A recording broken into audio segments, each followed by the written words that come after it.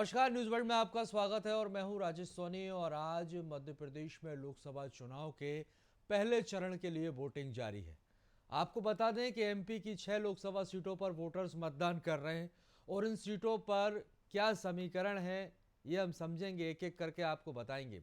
क्योंकि मंडला लोकसभा में 8 विधानसभा सीटें हैं, जिसमें आपको बता दें शाहपुरा, डिडोरी, बिछिया, निवास, मंडला, केवलारी, लखनादौन और गोटेगांव भी शामिल है। तो चलिए अब हम नज़र डालते हैं मंडला सीट पर भी, क्योंकि उसके सियासी गणित पर भी।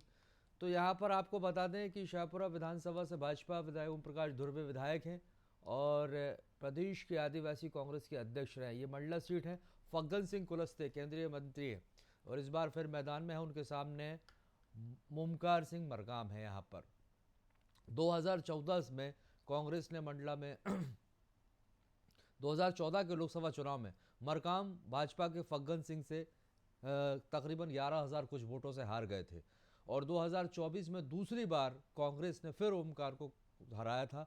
और आपको बता दें कि शाहपुरा, डिडोरी, बिछिया, निवास, मंडला, केवलारी, लखनादौन और गोटे गांव भी इसमें शामिल हैं। ये मंडला लोकसभा में 8 जो विधानसभाएं आती हैं उनका गणित हम आपको बता रहे हैं। शाहपुरा विधानसभा से भाजपा के ओम प्रकाश धुर्वे भी विधायक हैं और डिडोरी से कांग्रेस के ओमकार सिंह मरकाम विधायक हैं। यानी कि विधायक भी हैं और इस बार लोकसभा चुनाव भी लड़ रहे हैं ओमकार मरकाम। एक बार फिर कांग्रेस ने 2 विधायकों पर यहां पर भरोसा जताया है और निवास से कांग्रेस के चैन सिंह वरकड़े हैं।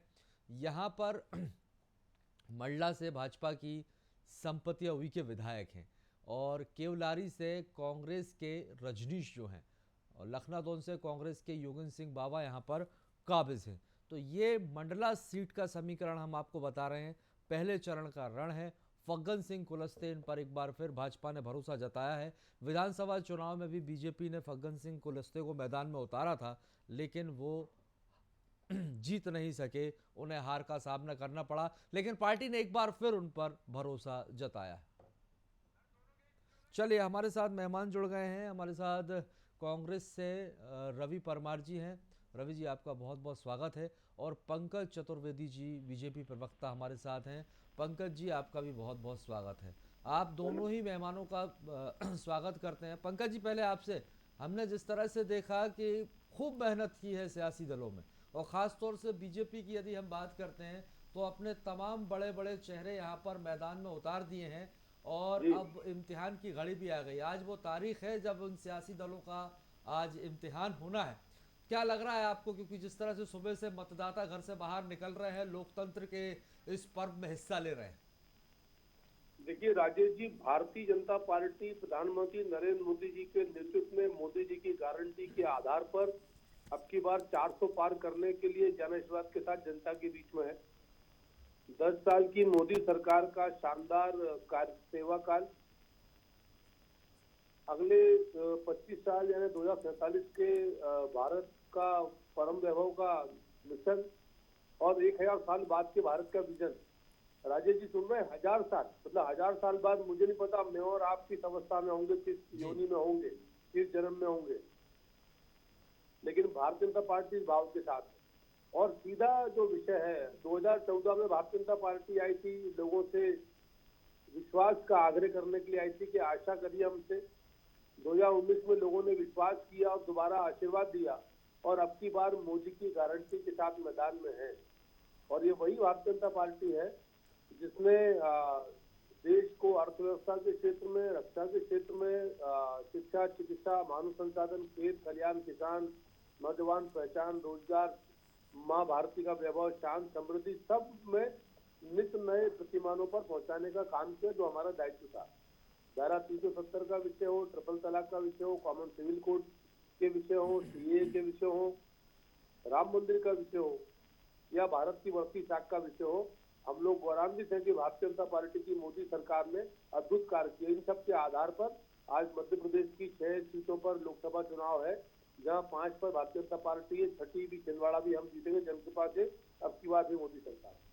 चलिए, मैं पंकज जी आपके पास लौट रहा हूँ। अभी परमार जी, अब आपके पास आता हूँ, क्योंकि जिस तरह से पहले चरण का रण जी। और भाजपा के सामने आपका इंडिया गठबंधन, तो कितनी बड़ी चुनौती अब आप देखते हैं? क्योंकि देखिए, मतदाता अब घर से बाहर निकल रहा है और जो तमाम दावे और वादे किए गए हैं, इस पर कितना भरोसा जताएगा मतदाता? देखिए, मैं बता दूं, पहले तो पंकज जी ने जिस तरह से मोदी की गारंटी और सारी चीज़ों की बात की, उन्होंने इस बीच में कहीं भी बेरोजगारी और महंगाई की बात नहीं की। तो आज सबसे बड़ी जो समस्या है हमारे देश में और मध्य प्रदेश में, बेरोजगारी है और दूसरी महंगाई है। लगातार महंगाई बढ़ती जा रही है। जब से मोदी सरकार आई, महंगाई 4 गुना बढ़ी है। वहीं बेरोजगारी भी दर लगातार बढ़ती जा रही है। तो इसका स्पष्ट है कि लगातार मोदी सरकार में बेरोजगारी और महंगाई लगातार बढ़ती जा रही है। और जिस तरह से भारतीय जनता पार्टी मोदी की गारंटियों पे चुनाव लड़ रही है, तो मोदी जी की कौन सी गारंटी? मोदी जी जब 2014 में चुनाव लड़ रहे थे तो उन्होंने मध्य प्रदेश के और देश के मतदाताओं से वादा किया था कि हर मतदाता के खाते में 15 लाख रुपए आएंगे, काला धन वापस आएगा। वो अभी तक नहीं आया। दूसरी चीज, 2 करोड़ युवाओं को हर साल रोजगार दिया जाएगा। आज 2 करोड़ युवाओं को अभी तक रोजगार नहीं दिया, आप हर साल देने की बात कर रहे थे। तो मोदी की कौन सी गारंटियों पे भरोसा करेगी जनता? और बात रही इनने जो विधानसभा चुनाव में वादे किए थे, तो विधानसभा चुनाव में इनके वादे कहां गए? विधानसभा चुनाव में इनने जो भी वादे किए थे उनमें से एक भी वादा पूरा हुआ तो आप बता दीजिए। दूसरी चीज, इनके जो प्रत्याशी है, मंडला और छिंदवाड़ा वाले 2 प्रत्याशी हैं, वो विधानसभा चुनाव हार गए और ये उन पे लोकसभा का दाव खेल रहे हैं। तो ये तो कहीं ना कहीं हार का सामना इनको आगे भी करना पड़ेगा दोनों सीटों पे। और निश्चित जो बाकी 4 सीटें, उन पे भी कांग्रेस विजय श्री प्राप्त करेगी। जिस तरह से आप देखिए, सीधी से जिनको लोकसभा प्रत्याशी बनाया है भाजपा ने, उनको खुद जाके अपना परिचय देना पड़ रहा है। उनको जनता जानती तक नहीं। जबकि कमलेश्वर पटेल जी वहाँ के नेता हैं और वो वहाँ से विधायक भी रहे, मंत्री भी रहे, तो उनको वहाँ की जनता जानती है। वो जनता के बीच में रहे, उनने जनता के बीच जाके काम किया, तो उनको अच्छे तरह से जनता जानती है। और वहीं भाजपा के प्रत्याशी जिसको अपना परिचय देना पड़ता है कि मैं भाजपा का लोकसभा प्रत्याशी हूं, तो ये बहुत दुखद बात है। और जिस तरह से बात कर रहे हैं कि इनके यहाँ पे बड़े बड़े नेता आए छिंदवाड़ा में और अभी कटनी में अमित शाह जी आए थे और बड़ी बड़ी बातें, बड़ा बड़ा, पहले तो उनने तमाम कांग्रेस के नेताओं को कोसा कि ये सत्ता में थे, इन्होंने कुछ नहीं किया। 2004 से 2014 की उनने बात करी, तो 2004 से 14 में उन्होंने कहा कि मध्य प्रदेश के लिए कांग्रेस की सरकार ने कुछ नहीं किया। मध्य प्रदेश में भारतीय जनता पार्टी की सरकार थी उस दौरान, लेकिन केंद्र में कांग्रेस की सरकार थी और इन 10 सालों में कांग्रेस ने 2 लाख करोड़ रुपए मध्य प्रदेश शासन को विकास के लिए दिए हैं। अब अमित शाह किस तरह से झूठ बोलते हैं आप देख लीजिए। एक केंद्रीय गृह मंत्री खड़े मंच से होकर झूठ बोलते हैं। दूसरा, कहते हैं कि मध्य प्रदेश में ओबीसी के साथ कमलनाथ जी ने खिलवाड़ किया, तो ये बिल्कुल गलत है। जिस तरह से देश में अमित शाह ने उस भरे मन से कहा कि ओबीसी आयोग का गठन प्रधानमंत्री नरेंद्र मोदी ने किया, ओबीसी में 27% आरक्षण मोदी जी ने लागू किया। और ये आपको कौन बताएगा कि प्रधानमंत्री जी, गृह मंत्री जी, मोदी जी ने पिछड़ा वर्ग आयोग का गठन नहीं किया था, बाबा साहब काका साहब ने किया था। आपको ये जानकारी होना चाहिए। आप गृह मंत्री हो देश के, आपको अगर ये जानकारी नहीं है तो आप किस तरह से जनता को और मतदाताओं को भ्रमित करते हैं? ठीक है पंकज सर, देखो राजेश जी, जी राजेश जी, जी पंकज जी। एक तो कांग्रेस के साथ समस्या ये है कि ज्ञान का अभाव पूरी कांग्रेस पार्टी के साथ है। कांग्रेस पार्टी को ये नहीं पता कि काका काका बाबा साहब नहीं, काका साहब कालेलकर। मैंने काका साहब ही कहा है। सुन तो, अरे भाई सुन ले मेरे भाई, परमार्थी सुन लो। काका साहब कालेलकर कमेटी की सिफारिश का नेहरू जी ने विरोध किया। मंडल कमीशन का राजीव गांधी जी ने विरोध किया ओबीसी आरक्षण को लेकर। और प्रधानमंत्री मोदी जी और अमित शाह जी ने कहा कि उन्होंने पिछड़ा वर्ग को संवैधानिक आयोग का दर्जा दिया, गठन नहीं किया। आयोग गठन की बात कही, मेरे पास वीडियो है साक्षी के तौर पे। राजेश जी मेरी बात पूरी हो जाए, मैं शांति सुन रहा हूं, अपनी बात कर रहा हूं। दूसरा, इसी मध्य प्रदेश में कमलनाथ की कांग्रेस की लूट वाली सरकार ने 18 में कितनी ठगी कर दी सब जानते हैं। और यही कारण है कि आज ओबीसी के 10 कैंडिडेट बीजेपी के मत से मैदान में, कांग्रेस से कितने पूछिए राजेश जी जरा। भाजपा के 29 में 10 ओबीसी कैंडिडेट, कांग्रेस से कितने। आज केंद्रीय मंत्रिमंडल में हमारी 26% ओबीसी के मंत्री, देश के बीजेपी के 303 सांसदों में 34% ओबीसी के सांसद। वो कहां पर बिना जानकारी के कुछ भी बातचीत पेश करना। ये गृह मंत्री प्रधानमंत्री जी को ज्ञान देने की बात कर रहे हैं, राहुल गांधी जी को ज्ञान दीजिए। ठीक, योगीराज जी, योगेश सीनियर जर्नलिस्ट हैं हमारे साथ, वो भी जुड़े हैं। मैं लौट रहा हूं आप दोनों के पास। योगीराज जी, आप तक आवाज पहुंच रही है सर? जी जी, आपकी आवाज मुझे मिल रही है। जी सर, स्वागत है आपका। योगीराज जी, अब देखिए जिस तरह से मध्य प्रदेश की यदि हम बात कर लेते हैं, पहले तो वैसे तो देश भर में चुनाव है, लेकिन हम बात करें यदि मध्य प्रदेश की, और जैसे जिस तरह से दोनों ही दलों ने पूरी ताकत झोंकी है, अब इम्तिहान की घड़ी आ गई और आज वो तारीख है जब मतदाता घर से बाहर निकल रहा है और लोकतंत्र के इस महापर्व में हिस्सा ले रहा है। और अभी तक जिस तरह की वोटिंग हुई है, क्या लग रहा है इस बार वोटिंग में किस पार्टी का पलड़ा कितना भारी? देखिए, ये जो 6 सीटों पर मध्य प्रदेश के फर्स्ट फेज में जो वोट डाले जा रहे हैं, यदि आप कांग्रेस के पॉइंट ऑफ व्यू से यदि बात करें तो मुझे ऐसा लगता है कि 29 में से ये 6 सीट ऐसी हैं जिसमें कांग्रेस को 1 सीट की उम्मीद दिखाई देती है, जो पिछली बार भी उनको लग रहा था, या तो छिंदवाड़ा या मंडला। जी, बाकी तो 28-29 सीटों पर ऐसा कुछ नजारा नजर आता नहीं है कांग्रेस का। तो कांग्रेस के लिहाज से ये करो और मरो की सीटें, ये जो 6 सीट हैं, इसलिए बहुत इंपॉर्टेंट सीट है। जहाँ तक पूरी लोकसभा सीटों की बात है, मध्य प्रदेश की जो 6 सीटों की बात है, छिंदवाड़ा मंडला को छोड़ दिया जाए तो बाकी तो 4 सीटों पर एक तरफा ही वन साइडेड मुकाबला जा रहा है। तो मुझे ऐसा लगता है कि, और दूसरी एक और महत्वपूर्ण बात है कि पूरा का पूरा जो इलेक्शन है ये अंडर करंट है राम मंदिर का। अब इसको कुछ लोग कहते हैं कि साहब ये केवल बातें बातें हैं, लेकिन जब आप लोगों से बात करें, जब आप मतदाताओं से मिलते हैं, तो कहीं ना कहीं ये बात जरूर सामने आती है कि कई सारे मुद्दे जो है वो गौण नजर आते हैं, लेकिन लोगों के मन में कहीं ना कहीं ये बात जरूर है कि 500 साल की पुरानी एक समस्या सॉल्व हुई है।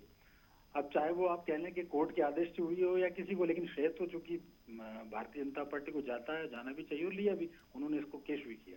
तो मुझे ऐसा लगता है कि ये बहुत बड़ा इशू है इस चुनाव का, कोई माने या ना माने।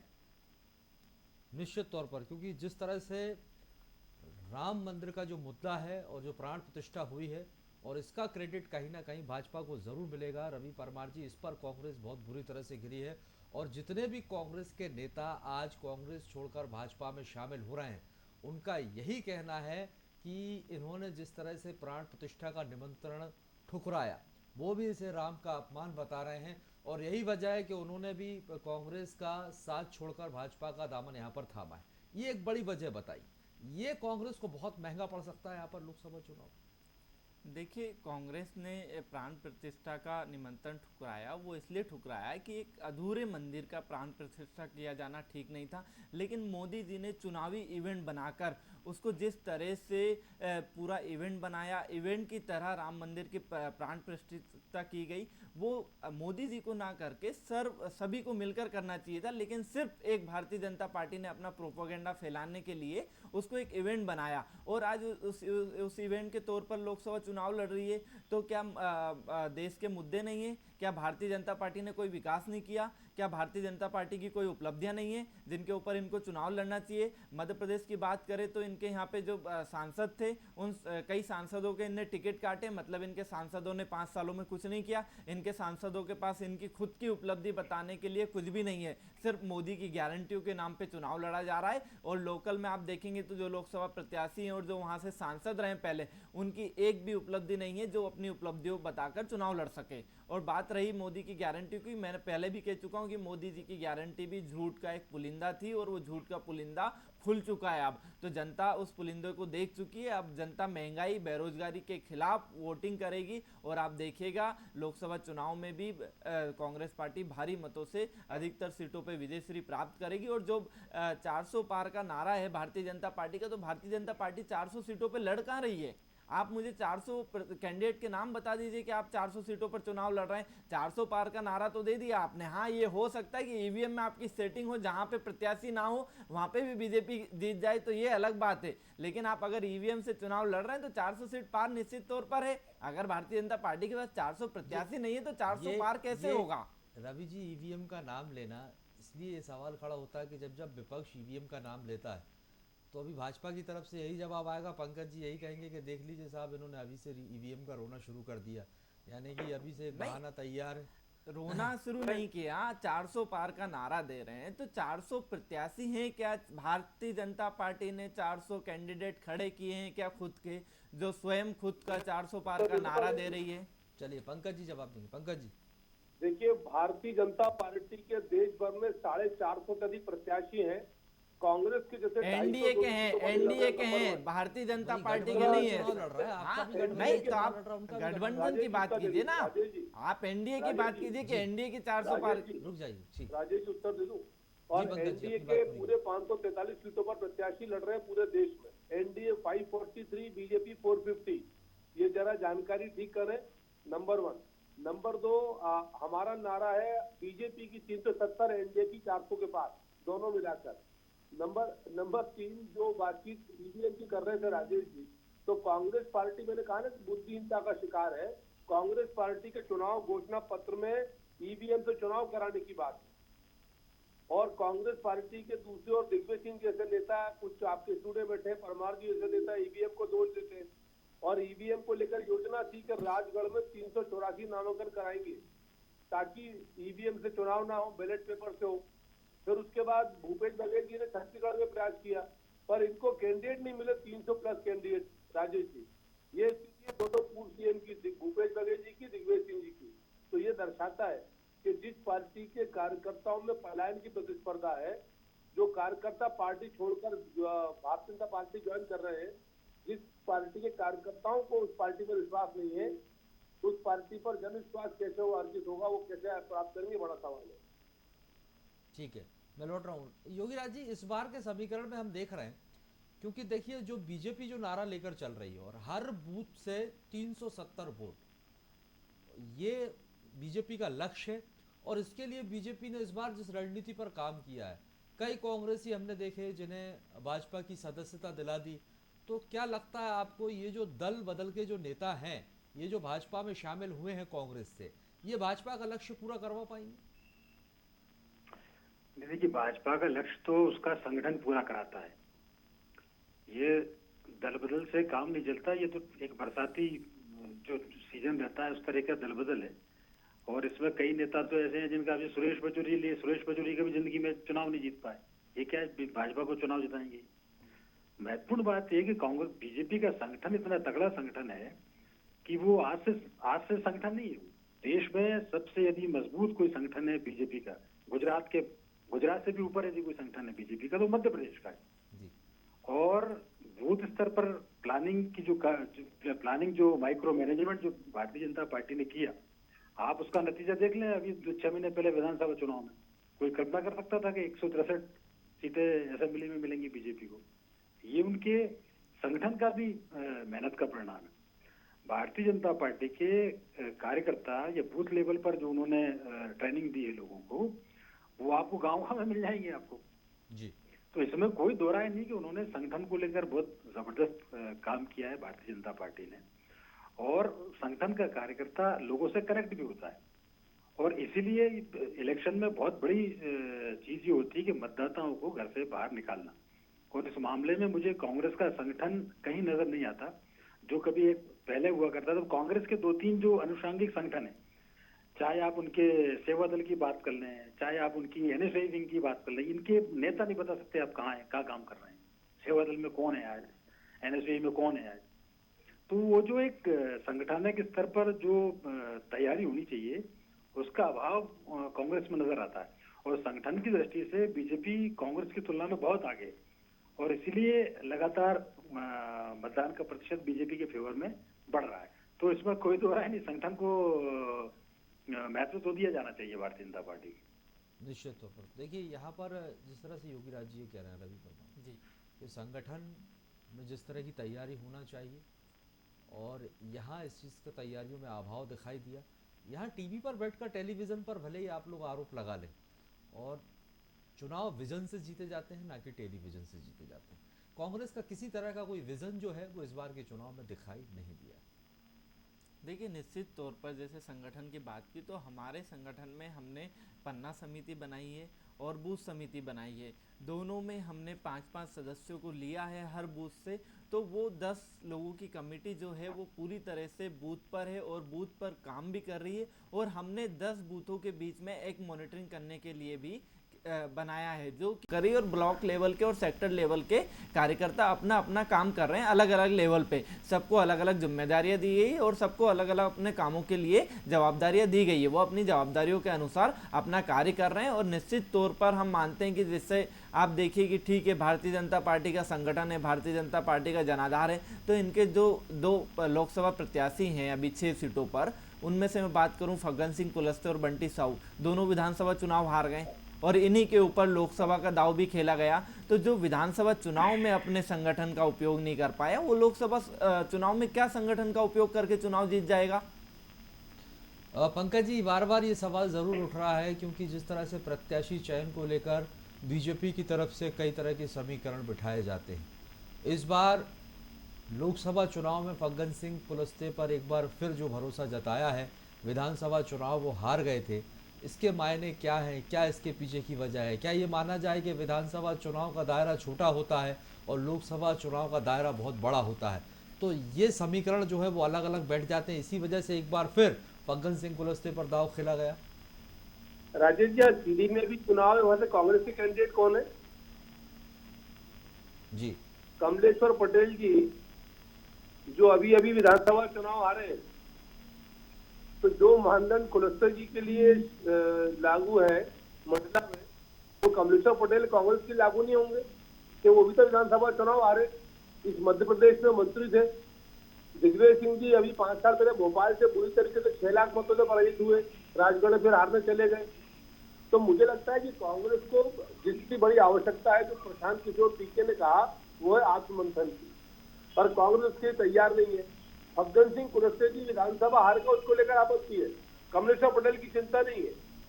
कांग्रेस पार्टी मतभेद में समापन की कगार पर है। लगभग 4 लाख कांग्रेस छोड़कर भारतीय जनता पार्टी से सभी लोगों को उसकी चिंता नहीं है।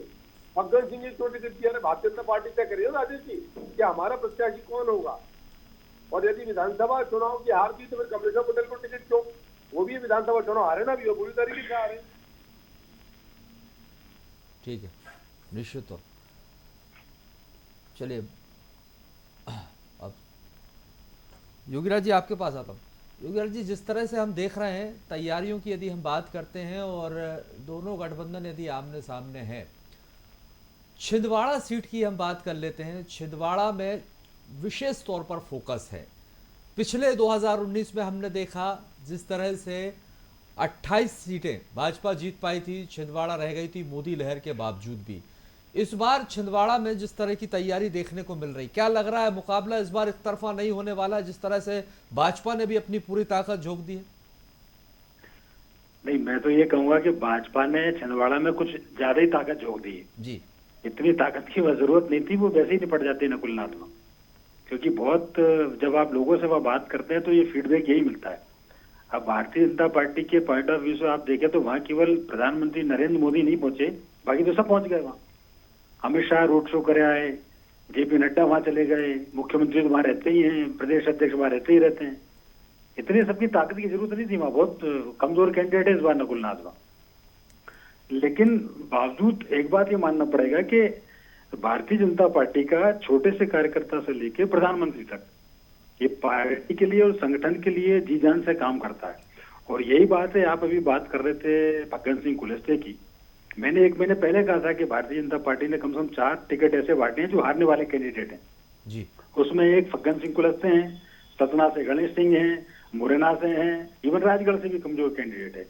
लेकिन बावजूद इसके पूरे का पूरा संगठन प्रधानमंत्री से लेकर नीचे तक, चाहे वो राष्ट्रीय अध्यक्ष हो, सब इन 4 लोगों के बैकिंग में लगे हुए। और किस कदर प्रचार किया है आप इस बात से अंदाज लगा लो कि राष्ट्रीय अध्यक्ष हो, चाहे वो गृह मंत्री हो, ये लगातार 2-2, 3-3, 4-4 बार इन क्षेत्रों में घूम कर आए। तो इस बात से अंदाज लगा लीजिए कि इस चीज का भान उनको भी है कि ये कैंडिडेट कैसे हैं और इनकी क्या हालत है। इसलिए पूरी की पूरी पार्टी उनके पीछे खड़ी हुई और इसका परिणाम फिर नजर आता है जब पॉजिटिव परिणाम आते हैं। तो केवल ये कह देना कि साहब ये हारे हुए कैंडिडेट हैं, लेकिन उन हारे हुए कैंडिडेट को कैसे जिताना ये बीजेपी जानती है और उसके लिए पूरे नीचे से लेके ऊपर तक सब लोग एक मिलके काम करते हैं। ये भारतीय जनता पार्टी वही योगीराज जी, ये भी रहता हुआ कि विधानसभा जिस तरह से सीमित क्षेत्र है, लेकिन लोकसभा का दायरा बड़ा होता है। तो इसका फायदा कहीं ना कहीं बीजेपी को मिल जाए, इस रणनीति के तहत टिकट का वितरण हुआ हो। अलग अलग समीकरण होते होंगे विधानसभा और क्या बोलते हैं लोकसभा के। हाँ नहीं, डेफिनेटली बिल्कुल होता है। दोनों चुनाव को आप एक जैसे नहीं देख सकते। लोकसभा की परिस्थितियां अलग होती हैं, विधानसभा की परिस्थितियां अलग होती हैं। कई बार विधानसभा का चूंकि क्षेत्र छोटा होता है, कई बार कैंडिडेट ऐसा होता है कि लोग कहते हैं नहीं विधानसभा में तो हमें यही आदमी चाहिए, लेकिन लोकसभा में उसके उलट परिणाम आते हैं। तो ये होता है क्योंकि ये पब्लिक कनेक्ट उम्मीदवार का कैसा है। दूसरा, फिर चुनाव केवल एक आधार पे डिसीजन नहीं आते कि साहब उम्मीदवार कैसा है, संगठन कैसा है, संगठन के काम कैसे हैं। भारतीय जनता पार्टी जो आज बार बार जो बात कर रही है, वो कांग्रेस एक बात भूल जाती है कि भारतीय जनता पार्टी विकास के मामले में भी कांग्रेस से बहुत आगे जी। आज आप फग्गन सिंह कुलस्ते वहां भले कमजोर कैंडिडेट है, ठीक है ना, लेकिन लोग कई बार ये देखते हैं कि नहीं भारतीय जनता पार्टी का सेंट्रल नेतृत्व, सेंट्रल लीडरशिप अच्छा काम कर रही है। मोदी के प्रति आज भी लोगों में भरोसा है, और ये भरोसा मैं ऐसा ही नहीं कह रहा कि साहब मुझे कोई इनका पक्ष लेने में कोई मजा आता है। आप जब भी आप किसी भी ग्रामीण अंचल में चले जाइए, हम लोग जाते हैं, लोगों से जब बातचीत करते हैं, तो महिलाएं तो एक तरह से देखा जाए तो एक तरह से दीवानी है भारतीय जनता पार्टी की। बीजेपी का कोर वोट बैंक जो है वो वुमेन कैंडिडेट है। बिल्कुल। दूसरा, मंडला आदिवासी ट्राइबल बेल्ट है, तो ट्राइबल के मामले में भारतीय जनता पार्टी ने कितना काम किया है, इतना काम किया कि समय कम पड़ जाएगा। और ये जो 6 सीटों पे जो चुनाव हो रहा है उसमें मैक्सिमम ट्राइबल बेल्ट है।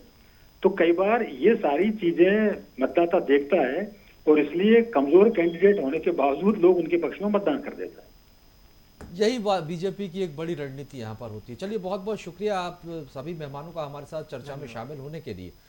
तो देखिए लोकतंत्र का पर्व है और आज वो तारीख है, और आपको बता दें कि आज मतदाता काफ़ी उत्साह के साथ घर से बाहर निकल रहे हैं, लगातार वोटिंग कर रहे हैं। और जिस तरह से हमने देखा कि सियासी दलों ने मतदाताओं को रिझाने के लिए अपनी पूरी ताकत झोंक दी, कई तरह के दावे और वादे किए, अब उनके वादों पर कितना भरोसा मतदाता जताते हैं ये आने वाला वक्त बताएगा। 4 जून को ये भी पता चल जाएगा। और आज जो है जो 6 सीटों पर चुनाव हो रहे हैं मध्य प्रदेश की, उन उम्मीदवारों की जो किस्मत है वो ईवीएम में कैद हो जाएगी। फिलहाल के लिए बहुत बहुत शुक्रिया, और आगे की खबरों के लिए आप देखते रहिए न्यूज़ वर्ल्ड।